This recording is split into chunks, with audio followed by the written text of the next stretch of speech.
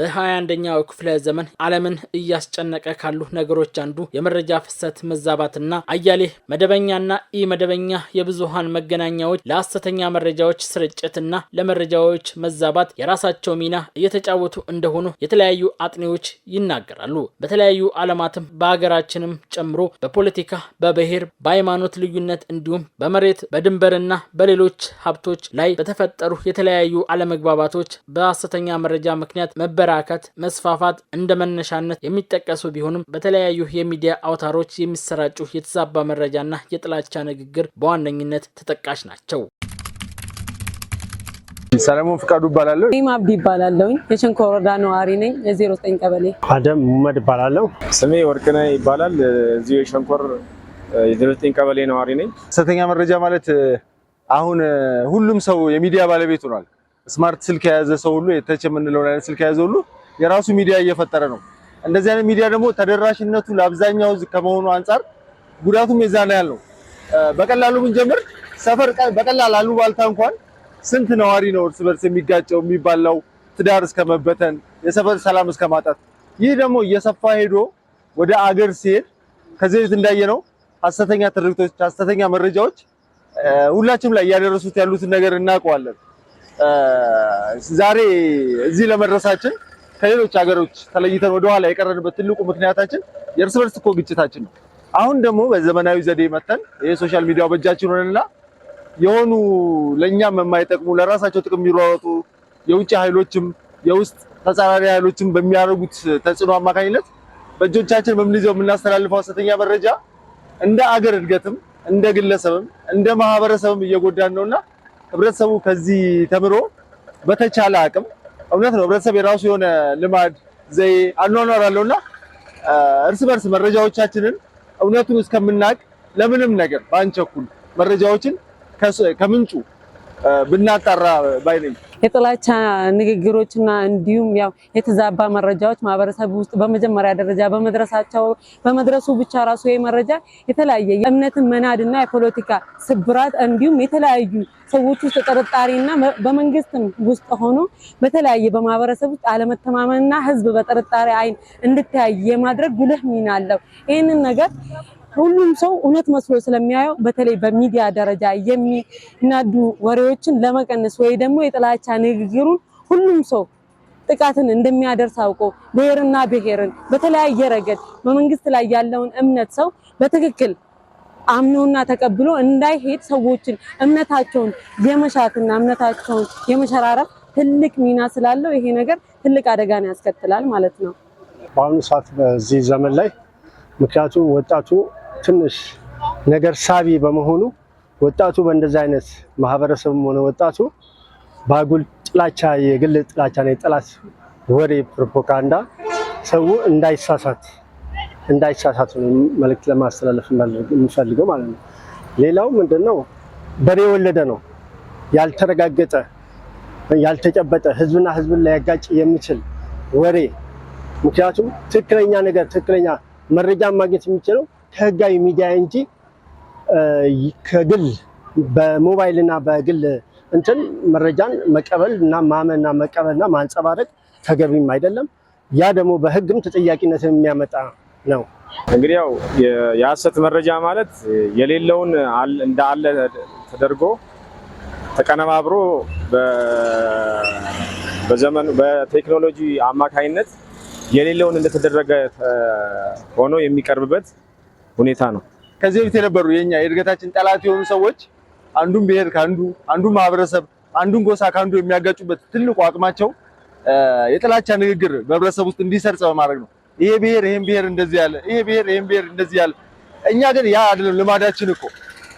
በጦርነትም ስንዘምት እንኳን እከሌ ሳንባባል ባንድ ሆነን ነው ዛሬ ለቆምንበት ትልቅ የደረስነውና ይህ የጥላቻ ንግግር የማህበረሰባችን ውጤት አይደለም። እንደ አገር እኮ ስናየው እስከዛሬ የተዘሩብን የጥላቻ ንግግሮች ሩዋንዳ አንድ ጋዜጠኛ ባደረገው የጥላቻ ንግግር ነው ያን ቢያንስ ከ1 ሚሊዮን የሚጠጋ ህዝብ በጭፍጨፋ ያለቀውና እኛ ግን ማህበረሰቡ የተጋመደ በመሆኑ እስከዛሬ የተደረጉ የጥላቻ ንግግሮች እንዳልፈቱን ሁሉ አሁንም እነዚህ የጥላቻ ንግግሮች ወደ ጎን በማድረግ እውነተኛው የኛ አኗኗር እኮ እንተዋወቃለን። ቋንቋ፣ ብሔር፣ ሃይማኖት ሳይገድበን በፍቅር የምንኖርባት ሀገር ነች። ስፔሻሊ እንደ ሀረር ደግሞ ማለት ነውና ህብረተሰባችን ያን የጥላቻ ንግግር ሳይሰማ እንደ ባህሉ ከአባቶቻችን እንደወረስነው በአንድነታችን አንድ ይሄን የጥላቻ ንግግር ባለመቀበል ባለማስተላለፍ ባለመድገም፣ ሁለተኛ እንደገና ሶሻል ሚዲያ ላይ ማስተላለፍ እንፈልገው ምንድነው የሆነ የሰማነው የጥላቻ ንግግር መጥፎ እንኳን ቢሆን እኛ ሪያክት ወይም መልስ ስንሰጥ እያስፋፋ ነውና ትተን ማለፍ ነው። ላይክም ሼርም ኮሜንትም አለመስጠት እኛ እንደ መጥፎ ትክክል አይደለም ብለን የምንሰጠው ኮሜንት በሱ በኩል የመጣው መረጃ የኔም ጓደኞች እንዲያዩት ማድረግ ነውና እንደዚህ አይነት ነገሮችን ኢግኖር ብለን በማለፍ በቃ አለማየት መተው፣ በዚህ መልኩ ብንጋፋው ወይም ብንቃወመው ጥሩ ነው ብዬ አምናለሁ። ህዝቡ ላይና ማህበረሰቡ ላይም በሀገር ላይም ተጽዕኖ ፈጣሪ ነገር ነው። ተጽዕኖ ነው የሚፈጥረው። ምክንያቱም ያልተረጋገጠ ነገርና ያልተዛባ ወሬ በመያዝ ህዝቡ ወደ አልተፈለገ አቅጣጫ የመጓዝ ነገር ህዝቡ እንደዛ አይነት ነገር ላይ መቀበል እንደሌለበት ማንኛውም ነገሮችን ህጋዊ በሆነ ህግን መንግስት የሚያስተላልፋቸው ሚዲያ መከተል እንጂ ዝም ብሎ የግል ጥላቻና የግል የጠላት ወሬ በመስማት የጠላት ተልእኮን በመቀበል መረጃም አይምሮ ማሳመንና ያንን መከተል እንደሌለበት ነው። ምክንያቱም እነዚህ የተዛቡ መረጃዎች በአንድ አካባቢ የሚኖሩ ማህበረሰቦችን ከማጋጨትም አልፎ በሀገር ኢኮኖሚ ላይም በሰላም ላይ ራሱ ከፍተኛ የሆነ ተጽዕኖ ያሳድራል። ስለዚህ ማህበረሰቡ ምን ማድረግ አለበት?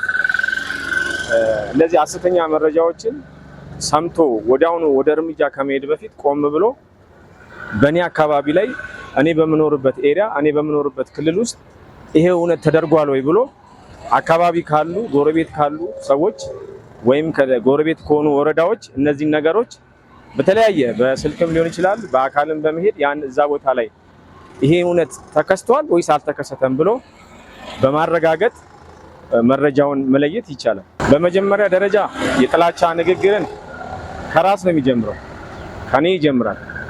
እኔ የሆነ በአካባቢ ከሚኖሩት ማህበረሰብ ጋር ማላከብር እነሱም እኔ እነሱም ማከብር ከሆነ እኔን ያከብሩኛል። ስለዚህ የጥላቻ ንግግር ያው የሚመነጨው መጀመሪያ ራስን ከመጥላት ነው እኔ ብዬ የምወስደው። ምክንያቱም እኔ ራሴ የምጠላ ከሆነ ነው አካባቢ የሚኖረው ጎረቤቴን ልጠላ የምችለው ማለት ነው። እኔ ራሴ የሚወድ ከሆነ ሌላው እኔ መኖር እንደምፈልግ ሌላውም እንደሚኖር አምኖ መቀበል አለብኝ ማለት ነው። አዎ አሁን ከዚህ በፊት እንደነበርነው አገራት ለማደግ የሌላን ሀገር በጉልበት መውረድ፣ በጉልበት መዝረፍ፣ በመሳሪያ መጠቀም ነበር። አሁን ግን ዘመኑ የሳይበር ነው። እጃችን ላይ ያለው ስማርት ስልኮች በሙሉ የጦር መሳሪያ ናቸው። እነዚህ የጦር መሳሪያዎች ደግሞ ለጥሩ ነገር ብናውላቸው፣ ምክንያቱም አሁን ፍቅር ብንዘራበት ልክ ጥላቻ ተዘርቶ ሁሉ እንደሚያደርገው ፍቅር ብንዘራበት አጭደን የማንጨርሰው ትርፍ ነውና ለጥሩ ነገር እናውላቸው እጃችን ላይ ያሉትን መሳሪያዎች ማለት ነው። ያው ከቴክኖሎጂ ጋር በተያያዘ በተለይ አሁን ያለንበት ሁኔታ በጣም በረቀቀ መልኩ ቴክኖሎጂ ዓለምን አንድ መንደር አድርጓል። ዓለም አንድ መንደር በቴክኖሎጂ በሆነችበት ሰዓት ላይ ሰዎች ከምናየው እውነተኛ መረጃዎች ይልቅ በእነዚህ በቴክኖሎጂ በተለያየ ስማርቶች የሚለቀቁትን መረጃዎችን የማመን ትልቁ ኮንትሮል አድርጓቸዋል ማህበረሰብን፣ እንዲሁም ያሉትን ተጽዕኖ የሚፈጥሩ ሰዎችን በተለያየ ረገድ ማለት ነው። ይሄ ነገር በጣም ሰዎችን የማራራቅና በተለይም መንግስት ላይ ህዝብ ያለውን እምነት በጣም የጎደለ የማድረግ ትልቁ ሚና እየተጫወተ ነው ያለው። በተለያየ ረገድ የሚዲያ አርሚዎች እንዲሁም የሚዲያ ሰራዊቶች በዚህ ነገር ላይ ተሰማርቶ እውነት የትኛው እንደሆነ ሐሰትና ፕሮፓጋንዳ ወሬ የትኛው እንደሆነ በመለየት ማህበረሰቡ ጋር የሚመለከተው አካላቶች በማድረስ ሁላችንም ግን ይሄ ሚና ስለሚመለከተን የኔ ድርሻ ምንድነው በሚለው ረገድ ሁላችንም በዚህ ነገር ላይ ተሰማርተን እውነቱን ህዝቡ ጋር እንዲደርስ በጋራ መታገል አለብን። የሐሰት ወሬዎችን እንዲጠፉ ሁላችንም በጋራ መስራት አለብን ብዬ አምናለሁ። የኔ መልእክት ያው ኢትዮጵያ ያለችበት ሁኔታ ይታወቃል። ይሄንን ሰላም እናስቀጥል ነው። ምክንያቱም ከብጥብጥ ከረብሻ ምንም የሚገኝ ነገር የለም፣ ወደ ኋላ መመለስ ነው። ምክንያቱም በረብሻ ያደገ ሀገር የለም። በሰላም በመተሳሰብ በጋራ በመቆም ክልላችንን ብሎም ሀገራችንን መገንባት ይቻላል። ሁሉም ማህበረሰብ ከእንደዚህ ድርጊት ተቆጥቦ በጋራ እንነሳ እንስራ ነው።